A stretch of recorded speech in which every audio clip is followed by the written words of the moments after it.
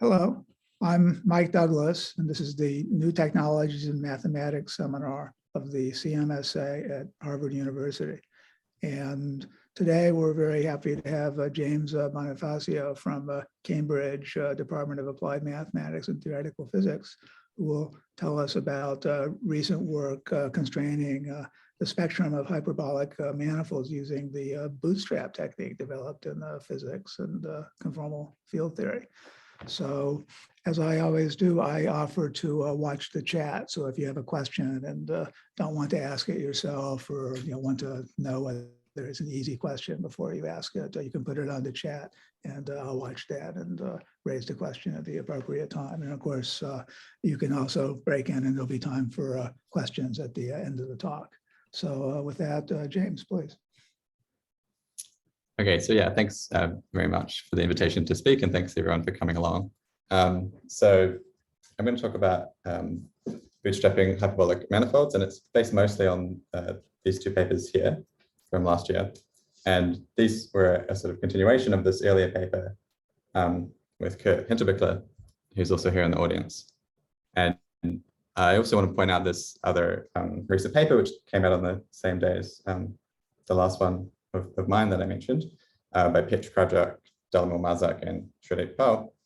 And this is sort of thinking about similar ideas, but from a more representation theoretic point of view, compared to my sort of geometric approach that I'll talk about. So here's the outline of my talk. It'll be broken up into two parts. So the first part will be a sort of more general overview, and then the second part will be about some more details and results. So in this overview, I'll talk about Laplacians and eigenvalues, and then hyperbolic manifolds, and then bootstrapping. So let's start with Laplacians and eigenvalues. So throughout, I'm going to have M being a manifold equipped with the metric G hat, which is a Riemannian metric. And I'm always going to assume that the manifold is closed, which means compact without boundary, and that it has little dimension D. And in this footnote, I've also said that I'm always going to assume that it's smooth, connected, and orientable. So you can have in mind, for example, something like this genus 2 surface here. So given such a manifold, we can define the Laplace-Beltrami operator, capital delta, acting on functions, and it's defined just as minus the divergence of the gradient. So this is just the analog of the familiar Laplacian, but defined on a more general Riemannian manifold. And if you want, you can write it out in components in some local coordinate system like this. So the Laplacian is some second order differential operator that appears naturally in lots of different places in physics and mathematics. And what we'll be interested in here is solving its eigenvalue equation. So I want to solve the equation Laplacian times some function phi I equals some number lambda I, which is the eigenvalue, times the function. So this operator, the Laplacian, is it's elliptic, non-negative, and essentially self-adjoint. And given operators that have these nice properties, mathematicians have proven lots of theorems about their eigenfunctions and eigenvalues. So for example, it's known that the eigenfunctions are smooth by elliptic regularity. So these phi I are smooth, and that the eigenvalues themselves are discrete, and they can have a possible accumulation point only at infinity. So I can order them like I've shown here. So there's going to be a unique eigenvalue lambda 0, which is equal to 0. And this is unique because I've assumed that the manifold is connected. Then there's some non-zero gap until the first non-zero eigenvalue lambda 1, which is called the spectral gap. And I've ordered these, including multiplicities. So lambda 2 is less than or equal to, or is greater than or equal to lambda 1, and so on, all the way up until infinity. So this is some discrete sequence of numbers. Another result is that the eigenfunctions themselves form a basis for the space of L2 functions, the square integrable functions on the manifold. So as an example that might be familiar to you, if you take the two-sphere with its canonical round metric, then the eigenfunctions are the spherical harmonics, labeled by the quantum numbers L and M, and the eigenvalues just L times L plus 1. Okay, so we can always take the eigenfunctions to be both real and orthonormal. So that just means when I integrate the product of two eigenfunctions, phi I, phi j, where this dv here is the Riemannian volume form associated with the metric g hat, then I just get delta ij. And I'll always assume that they're orthonormal and real. So here I've considered the integral of the product of two eigenfunctions, and I can diagonalize that. It's later on also going to be useful to consider integrals of products of more than two eigenfunctions. So let me define what I'm going to call triple overlap integrals, which all I mean by that is I take three eigenfunctions, phi I, phi j, and phi k, at the same point, and then I integrate them over the manifold. And this will just give me some real number, which I'm going to callCijk. So for example, on the two-sphere with the round metric, you can write these overlap integrals in terms of Clebsch-Gordon coefficients. On hyperbolic manifolds of a particular kind, they turn out to be related to these things called L functions, which number theorists are interested in. So to oversimplify a little bit, there are roughly two basic questions in spectral theory, which I've sort of phrased loosely as follows. How does the spectrum constrain the geometry, and how does the geometry constrain the spectrum? So I'll say a little bit more about each of these. So the first question, how does the spectrum constrain the geometry? What I mean by that is if someone hands you a list of the eigenvalues on a manifold, what can you infer about the manifold? So the first result in this direction is Wahl's law. And this tells you that if you consider all of the eigenvalues less than or equal to some number lambda, and you take the limit as lambda goes to infinity, then this grows like lambda to the d over 2 with some prefactor which depends on the volume. So if I hand you a list of eigenvalues, I can take this limit and then I can read off the dimension and the volume. So in other words, the spectrum encodes the dimension and the volume of a manifold. So you might wonder then, well, does it fix the whole metric? Are all geometrical quantities determined by the spectrum? And it turns out famously that the answer is no. And the first example, which showed that you can't infer the full metric from the spectrum, was found by John Milner in 1964, because he found a pair of inequivalent but isospectral 16-dimensional tori. And then later on in 1992, it was shown by these people, Gordon, Webb, and Wolpert, that even for the eigenvalue problem in the plane, in some domain in the plane with Dirichlet boundary conditions, so this is kind of like the surface of a drum, you can't infer the shape from the spectrum. So in other words, you can't hear the shape of a drum to answer in the negative a famous question posed by Kac. So these two shapes have the same eigenvalues. And this is a picture of Carolyn Gordon and David Webb holding giant versions of their shapes.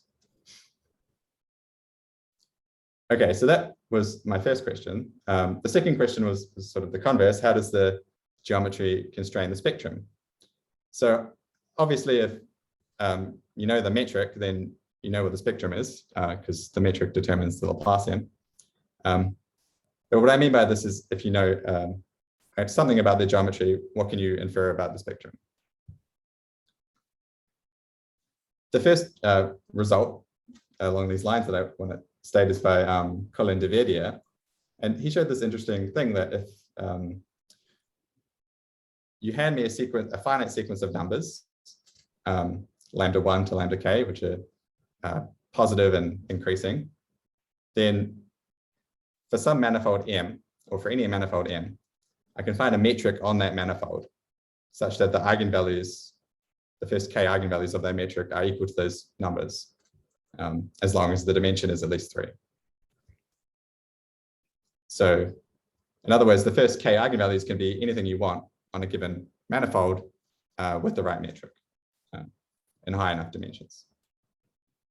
So this kind of shows you that, well, in general, it's kind of impossible to say anything about the low-lying eigenvalues because I can always find a metric that will give me anything I want for them. And so what we have to do is we have to make additional assumptions in order to be able to get constraints. So the kind of assumptions that we can make are curvature assumptions. So if we make some extra curvature assumptions about a manifold, then we can hope to find some constraints on the low-lying eigenvalues. So there's this, for example, if I assume that the Ricci tensor is non-negative, then there's this result by Li and Yao and also Zhong Yang, which says that the first eigenvalue, the first non-zero eigenvalue, lambda 1, is bounded from below by this quantity pi squared over capital D squared, where capital D is the diameter of the manifold. So this is just a sort of semi-random example to show you that once you do make curvature assumptions, you can find bounds on the eigenvalues, the low-lying eigenvalues. So in this talk, what we're going to be interested in is how geometry constrains the spectra for hyperbolic manifolds. So I'm going to assume that my manifold is hyperbolic and then see what I can learn about the spectrum. So let me say a little bit about hyperbolic manifolds and what they are. So a hyperbolic manifold is a manifold with constant negative sectional curvature. So that means I can write its Riemann tensor in terms of the metric G hat, like so, where kappa is some constant, which I can normalize to be -1 in the case of hyperbolic manifolds. And I will do that from now on. And this is a fairly restrictive condition. And in fact, any hyperbolic manifold, you can write it as a quotient of the simply connected hyperbolic space, HD. So you take the hyperbolic space and quotient by some discrete subgroup gamma, and any hyperbolic manifold can be written like that. So as an example here, I've shown a little picture of the hyperbolic plane, H2, taken from a book by Poincare, where he's shown us some geodesics in H2, represented as the upper half plane. And this is the metric for this model of hyperbolic space, which is the Poincare metric. Okay, so hyperbolic manifolds, even though this may seem like quite a restrictive condition, they're quite important and show up in lots of different places in physics and maths. So in string theory or in dynamical systems in the study of chaos, also low dimensional topology and in number theory, as I mentioned earlier. So what are some examples of closed hyperbolic manifolds, which are the ones that I'm going to be mostly interested in for this talk? So in 2 dimensions, I can think of any closed hyperbolic manifold as a Riemann surface and vice versa. So there's a correspondence between complex structures and hyperbolic structures. And I could go back and forth between these points of view, as long as the genus is at least 2. So here I've shown some G equals 2, G equals 3. My computer is giving up.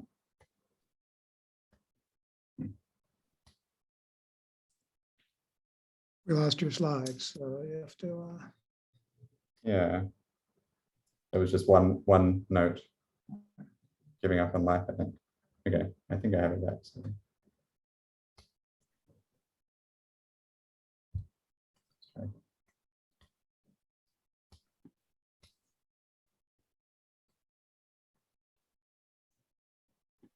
Okay, good. Okay, let's see. Yeah, hopefully it doesn't happen again. All right, so yeah, G equals 2, G equals 3, and G equals 4 examples. And on a Riemann surface of genus G, it turns out there's a whole moduli space of hyperbolic structures. So by hyperbolic structure, I mean a hyperbolic metric modulo diffeomorphisms. This has dimension 6 times the genus minus 6. So this is the moduli space, or its universal cover, the Teichmuller space. So for example, on genus 2 surfaces, there's a 6-dimensional moduli space of hyperbolic structures. So that's 2 dimensions. In 3 dimensions, a nice way to get hyperbolic manifolds is by doing something called Dane surgery on hyperbolic link complements. So what that means is I take some link like this, or a knot, like this Whitehead link that I've drawn here. And I think of it as being embedded in S3 and take the complement. And that gives me some manifold, some 3-manifold with a torus boundary. And I can glue in a solid torus into that boundary. And most of the ways of doing that give me a hyperbolic manifold. So for example, if you do Dane surgery on the Whitehead link in a certain way, you can get a famous 3-manifold called Weeks manifold.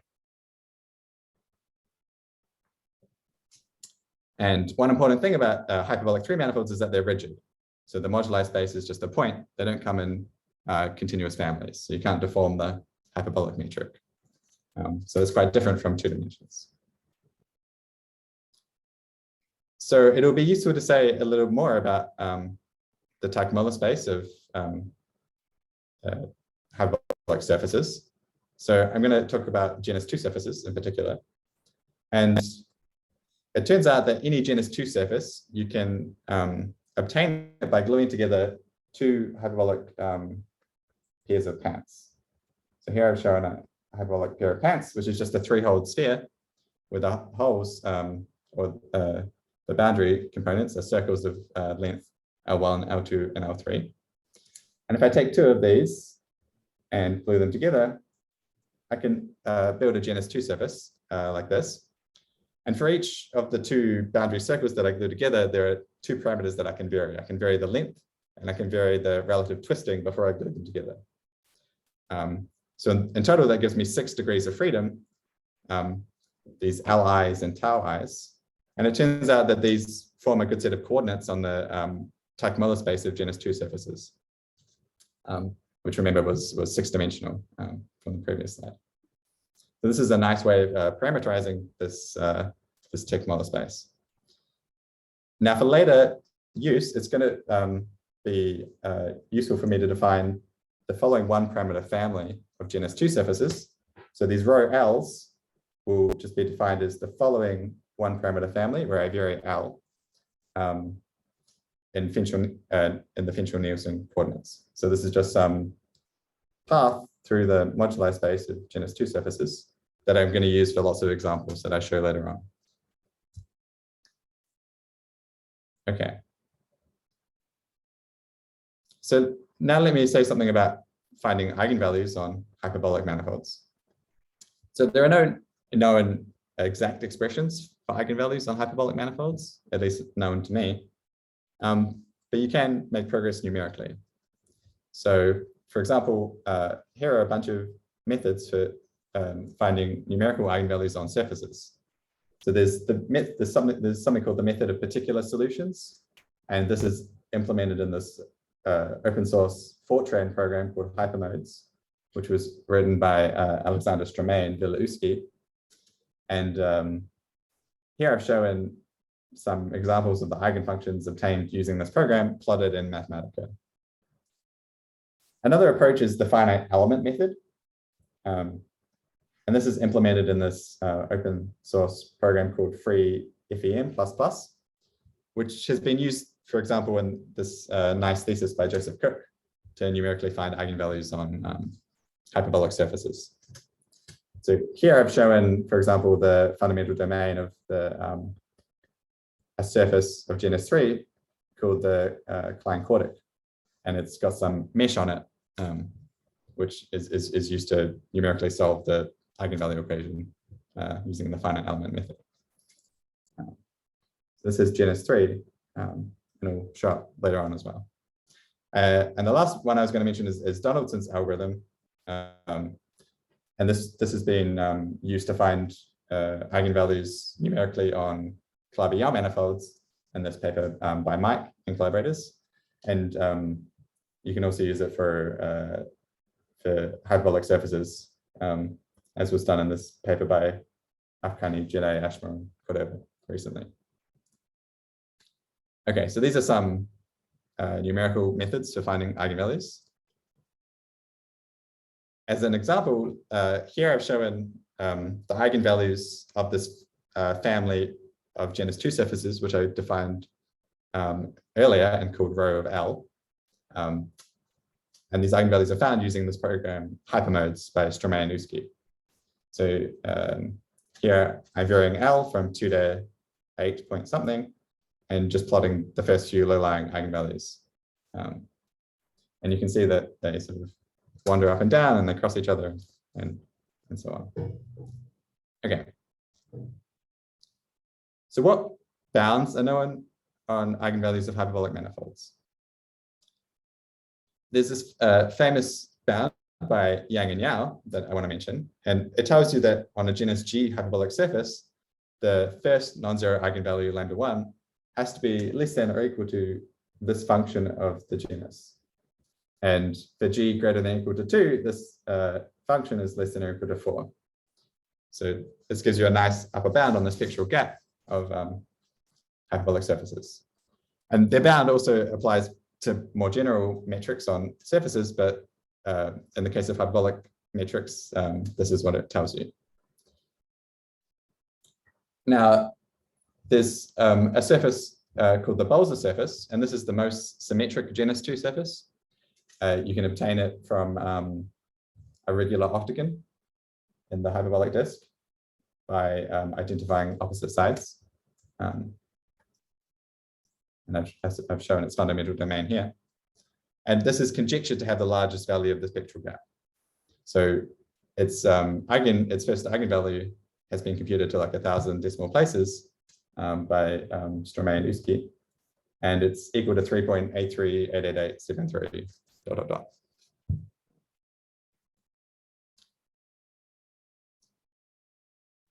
So those were constraints on lambda1, but there are also constraints on higher eigenvalues, and I've tried to represent some of them here pictorially.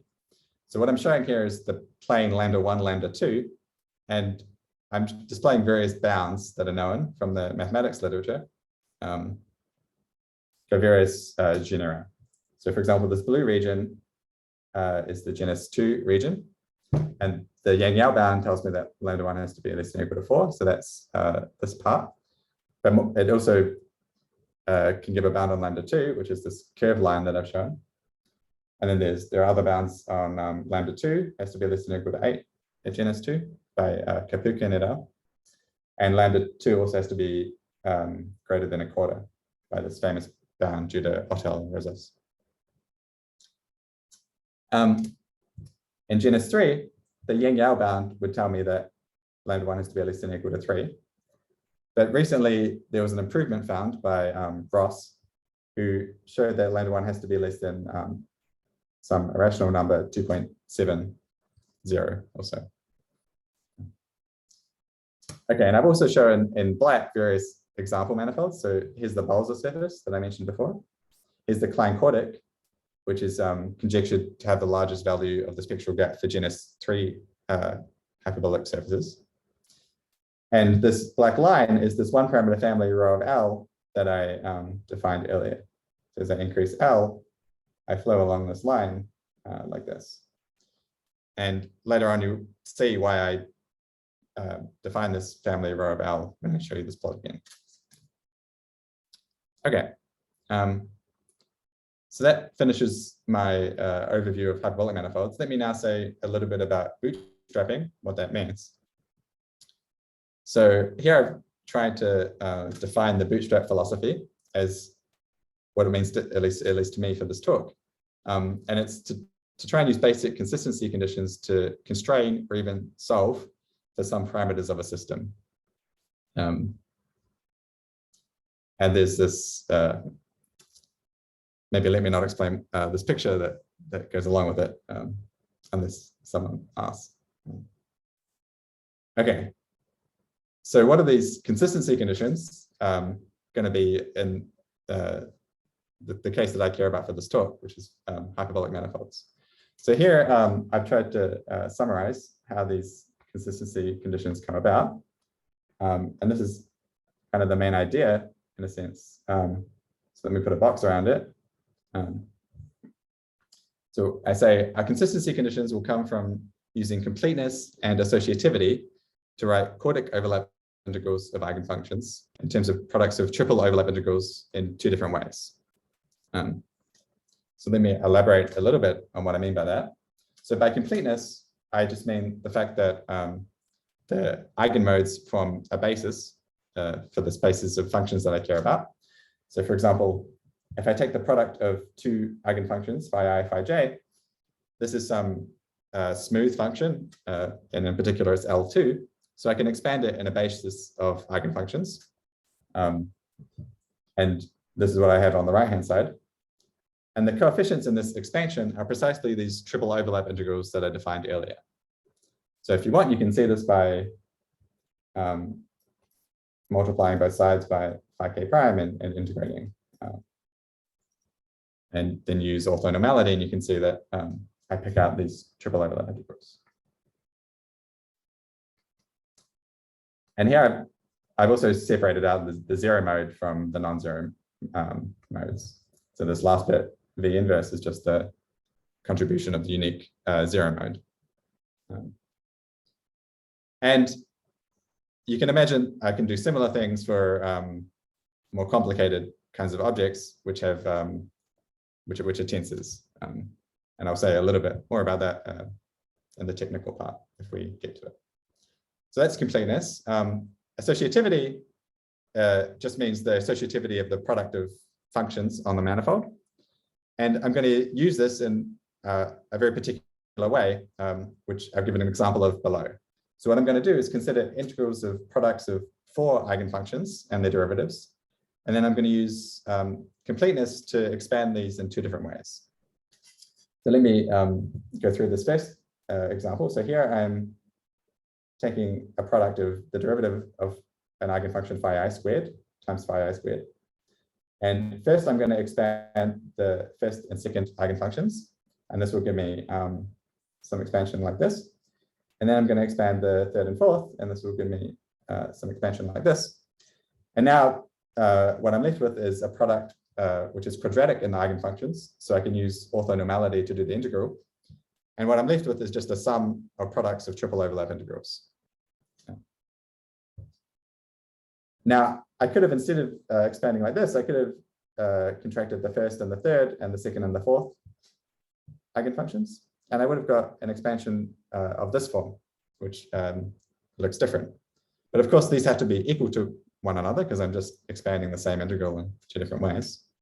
And so what I'm left with is some equation which tells me that some infinite sum over squares of these triple overlap integrals with some prefactors which depend on the eigenvalues has to equal 0.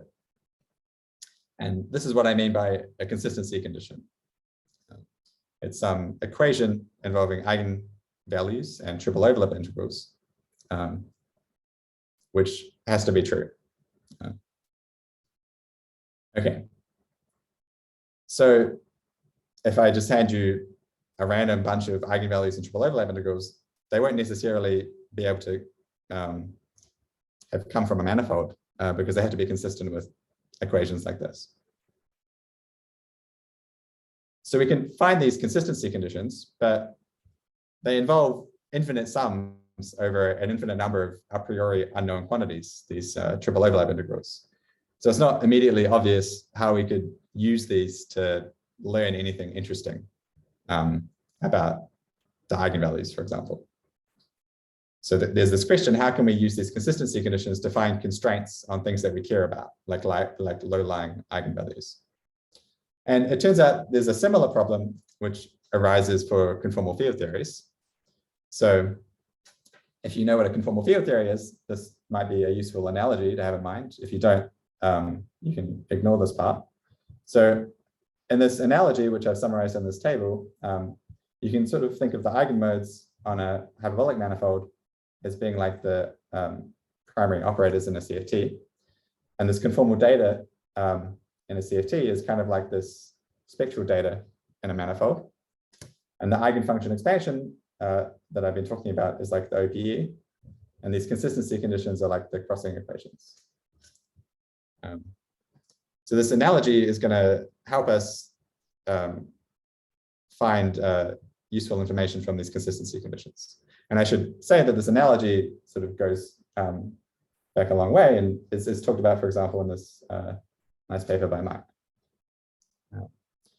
Or the more general analogy between QFTs and geometry. This is some particular case. So I mentioned there's this problem of how you try and get useful information from these consistency conditions. And in the case of conformal field theories, this is solved by something called the numerical conformal bootstrap. So this goes back further than this paper, but in its modern incarnation, it really started with this paper by Rotazzi et al., who found a way of numerically finding interesting bounds from these CFT consistency conditions. And in this plot, I've shown the sort of most famous example of this, which what this plot is showing you is the allowed values of the lightest two scalar primary operators in a three-dimensional conformal field theory that are consistent with the conformal bootstrap equations. And the remarkable thing that happens is that you can isolate this island, which is consistent and apparently contains the scaling dimensions of this famous, so far unsolved conformal field theory called the 3D Ising model, which is also relevant to describe physical phase transitions. And so you can actually use this to precisely determine, to high numerical accuracy, the conformal data of the 3D Ising model. So we want to try and do something similar for manifolds. So by importing all the technology that has been developed for the conformal bootstrap, we can try and do some sort of geometric bootstrap. So the idea will be to first postulate some candidate eigenvalues. That will be step one. Step two is then to try and find a contradiction with the consistency conditions using some sort of convex optimization, for example, semidefinite programming. And then if you're successful in doing that, you can conclude that the candidate eigenvalues that you postulated at the beginning could not have come from a closed manifold. And so you can derive some bounds on eigenvalues. So that's the rough overview. So that would finish my part one of the talk. So before I say more about details and results, it's probably a good time to pause just in case there are any questions.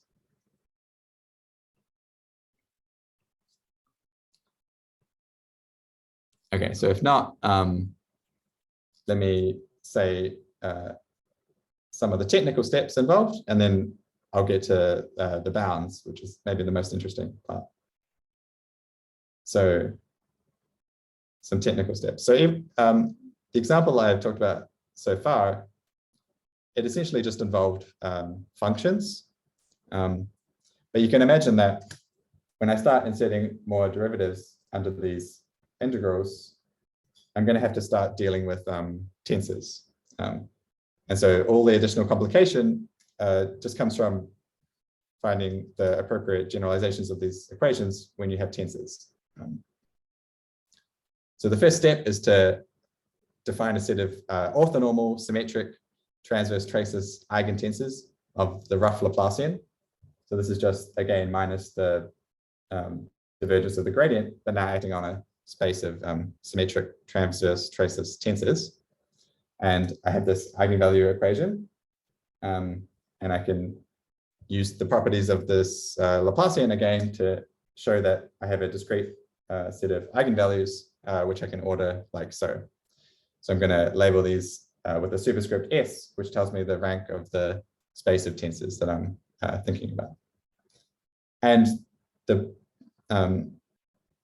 once we have these eigentensors, we can decompose any symmetric tensor in terms of them.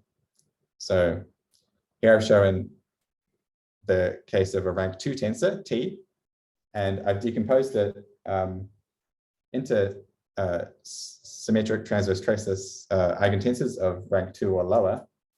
So there's a transverse traceless rank 2 piece, and then there's a lower rank longitudinal piece here and here, and then there's also a trace piece. So the point of this decomposition is that I can write everything in terms of these irreducible transverse traceless tensors, and each term in this decomposition is orthogonal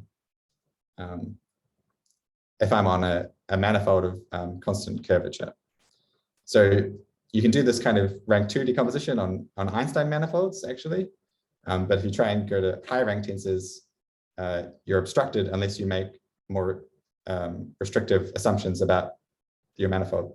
And I think it's only when you have constant curvature that you can do this for any rank and get an orthogonal decomposition.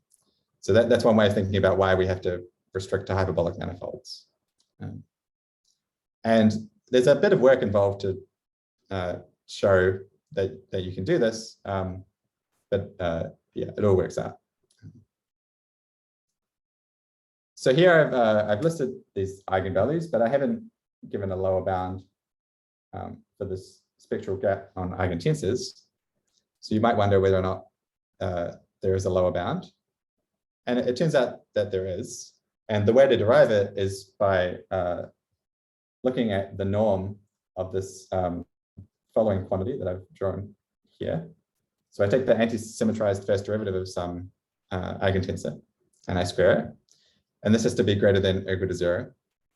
And when I simplify this using integration by parts and the fact that it's an eigentensor, I can derive this lower bound on the spectral gap, which says that lambda 1 of rank S tensors has to be at least S plus D minus 2 for rank 1 or above.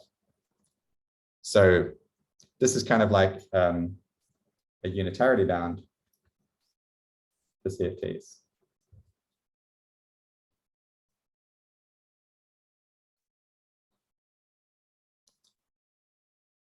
In 2 dimensions, something nice happens, which is that all transverse traceless symmetric tensors with rank 2 or above precisely saturate this bound.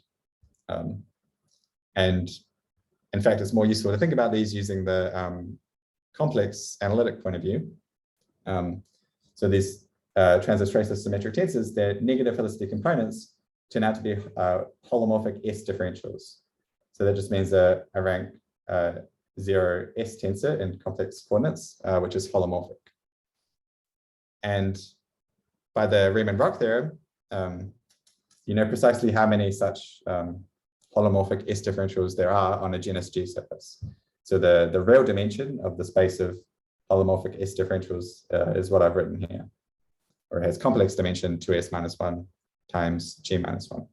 So there's only a finite dimensional space of such differentials. Okay, and they have the dimension of that space is a topological invariant. All right. I also need this extra ingredient. So earlier I talked about overlap integrals of just eigenfunctions. I need to define also triple overlap integrals of eigentensors. So for example, here I've shown an integral of a product of 2 eigenfunctions phi I, phi j, and a rank S eigentensor phi k. And I have to insert some covariant derivatives to make it a scalar. And I call this lambda ijk superscript S. And more generally, if I have any 3 spins, I can define some finite number of these overlap integrals.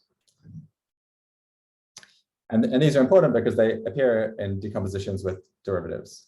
So for example, if I want to expand this product here, this is rank 2, So I need these spinning overlap integrals as prefactors for the spinning parts of this decomposition. Okay. So now we have everything that we need in order to derive consistency conditions. So here I've shown the consistency conditions that you can derive if you just consider a product of a single fixed eigenfunction. So an integral of products of derivatives of 4 of a single fixed eigenfunction phi I. And I have all these derivatives, and I expand this in 2 different ways. And once all the dust settles, I can write this in this form I've written in the box here. And the important things to note are, so here I mentioned finding the consistency conditions for quartic integrals with up to lambda derivatives. And I assemble these into some vector of equations. And so here is the 0 mode piece. So this f hat 0 is some polynomial in general. And in this case, it's just a constant vector because its second argument is 0. But more generally, these fs's are vectors of polynomials of their arguments. And they come multiplying the squares of these triple overlap integrals that I defined earlier. And these chi's are just some known polynomials that I don't need to, I won't bother defining. And the point is that there's now an infinite sum over these eigenmodes for each spin up to some finite spin determined by the number of derivatives that I include. Okay, so this is just a way of packaging together all of the consistency conditions. To try and get bounds from them, we have to now do some sort of semi-definite programming following the approach of the conformal bootstrap. So I think I have time to say this before talking about the results. So here's an example of what you would do. So step 1 is to assume some spectrum. So here I've said lambda I is lambda 1, and I've assumed that this is equal to 1. So the spectral gap is 1. I assume that the second eigenvalue is at least 7. And I assume that all the spinning or the higher rank tensor eigenvalues are consistent with this bound that I showed earlier. So that's not really making any additional assumption. I can then expand out these consistency conditions by separating out the different pieces, like I've shown here. And now what I want to do is I want to try and look for some constant vector alpha, such that when I dot alpha into this equation, I get a contradiction. So in particular, I'll assume that alpha dot f0 at these arguments is equal to 1. So this is just a normalization condition. And I also, I want to find an alpha such that when I dot it into f0, it's strictly non-negative for arguments which correspond to the assumed eigenvalue spectrum. So for example, this alpha dot f0 is some polynomial, and I want to impose that it's non-negative for its argument x belonging to this set. And similarly for the higher rank pieces here. So now this just becomes some math problem, because all of these polynomials are known once I've assumed some spectrum. And it's just a matter of finding such an alpha. So if such an alpha does exist, the assumed spectrum would be inconsistent. And finding such an alpha, it turns out, can be phrased as a semi-definite programming problem, because I can reformulate a condition like this, that some polynomial has to be non-negative for non-negative arguments in terms of some identity involving semi-definite matrices. And there are existing programs to do this for you. So I'm going to use SDPB, which is this program written by David Simmons-Duffins for the conformal bootstrap. And it works well also for this case. So geometrically, you can think of finding an alpha as like finding a separating plane for a collection of vectors. So the question is whether or not some collection of vectors can add up to 0. And if I can find an alpha such that all the vectors lie to one side of, if I can find a plane alpha such that all the vectors lie to one side of that plane, then they can never add up to 0. So that's geometrically what we're doing, except we have a continuous family of vectors. Okay, so that's all the technical steps. Now let me spend the last few minutes showing you the results, so the bounds that you get once you apply this approach. So here, what I'm showing you is an upper bound on the second non-zero eigenvalue, lambda 2, in terms of the first non-zero eigenvalue, lambda 1, for different values of the dimension. So if you're in 2 dimensions, the eigenvalues of a closed hyperbolic surface have to fall below this line. And so on for d equals 3 up to d equals 6, as I've shown. Okay, so for 2 dimensions, it's useful to compare this bootstrap bound to the earlier bounds that I showed. So recall that earlier when I showed this plot, I had this sort of upper triangle that was allowed. But now what the bootstrap bounds are doing is cutting out this entire region. So the bootstrap bounds here are sort of nicely complementary to these other existing bounds. And in particular, you can see that this black line, which recall was some particular family of genus 2 surfaces, rho of L, it falls very close to the bootstrap bound in this region. So that's telling you that the bound is almost optimal, at least in that region. But so far, I haven't said anything about lambda 1.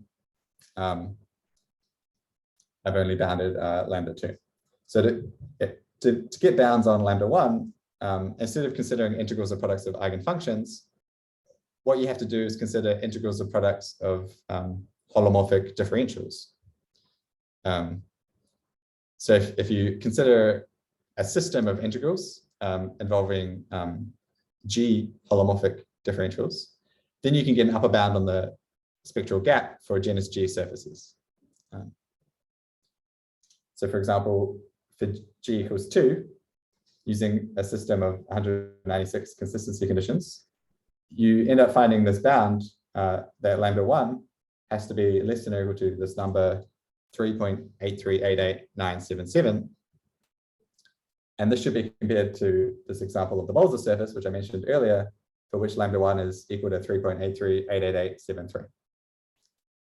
So you can see that these numbers are quite close to one another, and the Bolza surface is almost saturates the bound up to a few decimal places. Similarly, for genus 3, using a system of 261 consistency conditions, you can show that the spectral gap has to be less than or equal to this number 2.678483, and this should be compared to the spectral gap of the Klein quartic, which has lambda 1 roughly 2.678. So again, it's close to being saturated by this bootstrap bound. So if I showed this on this plot, the bootstrap bound would be almost at these points here. Okay. So those were bounds on eigenvalues of functions. You can also find an upper bound on the spectral gap of transverse traceless tensors. So here I've shown an upper bound on the spectral gap of rank 2 transverse traceless tensors in terms of the spectral gap on functions, lambda 1. So you have to be below these colored lines in these various dimensions. And so you can see there's a piece which starts at 0 and increases linearly, and then there's some finite gap for some reason for which there exists no bound. And then there starts existing a bound again over here. So for example, that's in the hyperbolic 3 manifolds.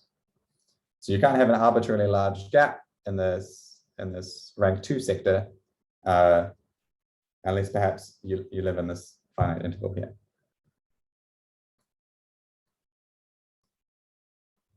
All right.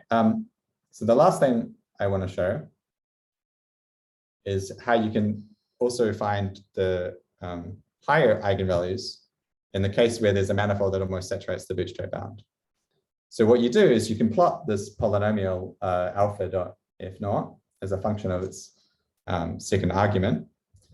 And when you do this for the alpha, which gives you the best bound, what you get is a plot which has a bunch of minima at which the higher eigenvalues live. So here I've shown the example where you maximize lambda 1 for a set of quartic overlap integrals of a single holomorphic 6 differential. And this turns out to give you something called the 237 triangle. And this was discussed in this paper by Kravchuk, Mazak, and Pyle. But I didn't talk about it in my paper, but I thought it's a nice example, so I want to show it. So this 237 triangle just means a hyperbolic triangle, which has interior angles pi over 2, pi over 3, pi over 7. And if you solve the Neumann problem on this triangle, you get these eigenvalues, which I've shown in black lines here. And these turn out to saturate one of these bootstrap bounds. Okay, and you can see that this function, its minima show you nicely where they live, at least for the first 4 or 5 eigenvalues, and then it sort of stops working.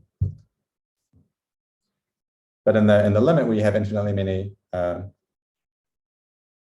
consistency conditions, this function would have true double zeros at the spectra of this triangle. And this is kind of like the magic functional from sphere packing, if you're familiar with that.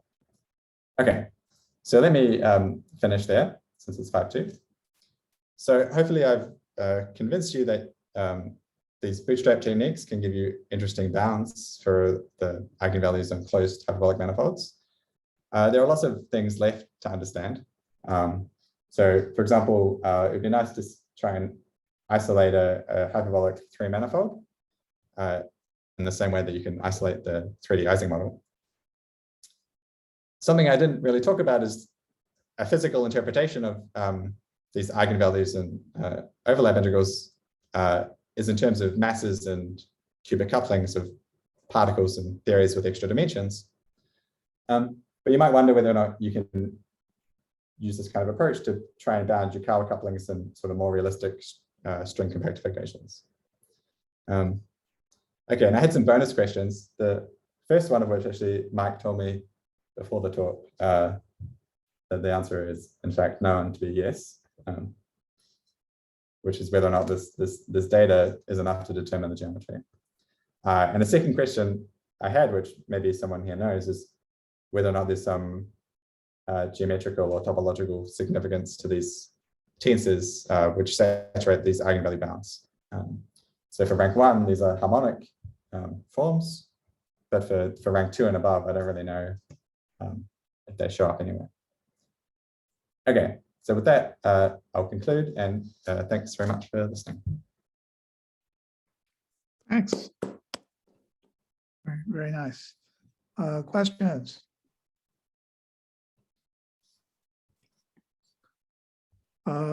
Well, let me ask, since you asked about Yukawa couplings, did you get results for the cubic couplings on these manifolds? Yeah, so those are all my extra slides. Yeah, so I would have talked about this given more time. So since you've asked, let me show you a couple of them. So yeah, you can do the same thing to try and bound these overlap integrals, like you can bound OP coefficients. Right. So yeah, here's the first overlap integral of the first eigenfunction, phi1 cubed, for different dimensions. Right. In 2D, you can kind of do a bit more. So here's the overlap of phi1 squared phi j for lambda 1, some particular random value. And this is on a log plot, so this bound is actually pretty strong, and you have to be below this blue line, and these black dots are some actual examples. And there's also some asymptotic bound, which is known from the math literature, which is this one here. Right. Yeah. And you can do similar things for spinning overlap integrals. Yeah. And again, yeah, these are almost saturated by these examples. Wow.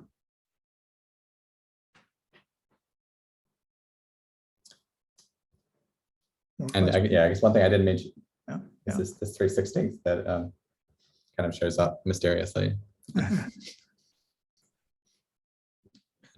Okay. More questions?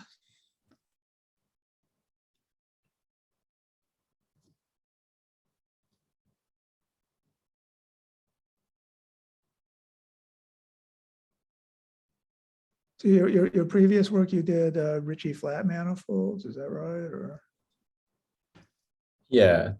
So if you just assume that your manifold is Einstein, yeah,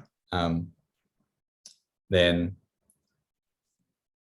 you don't have enough to do this tensor decomposition for arbitrary rank tensors, but you can do it for rank 2.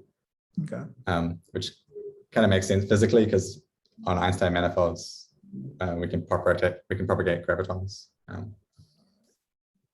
And basically what that means is that you can't consider these quartic overlap integrals with arbitrarily many derivatives. right. Because eventually you'd need high rank tensors. Or another way of saying it is that eventually you'll start getting Riemann tensors showing up when you commute covariant derivatives. Yeah. And that would just sort of stop you from showing any positivity properties. Right. So necessarily the bounds, the kind of bounds that you get are weaker. But yeah, you can do a similar kind of thing. So for example, for Ritchie flat, Right.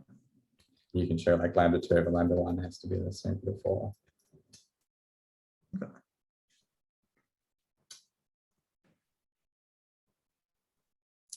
But yeah, probably you can do more if you assume, for example, the existence of a conserved spinor. Right. Right.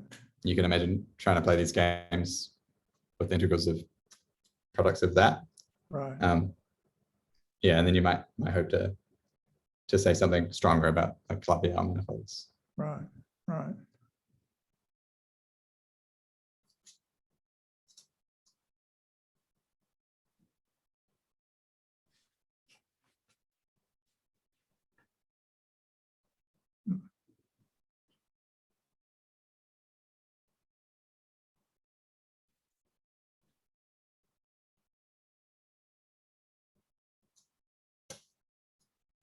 More questions from the audience?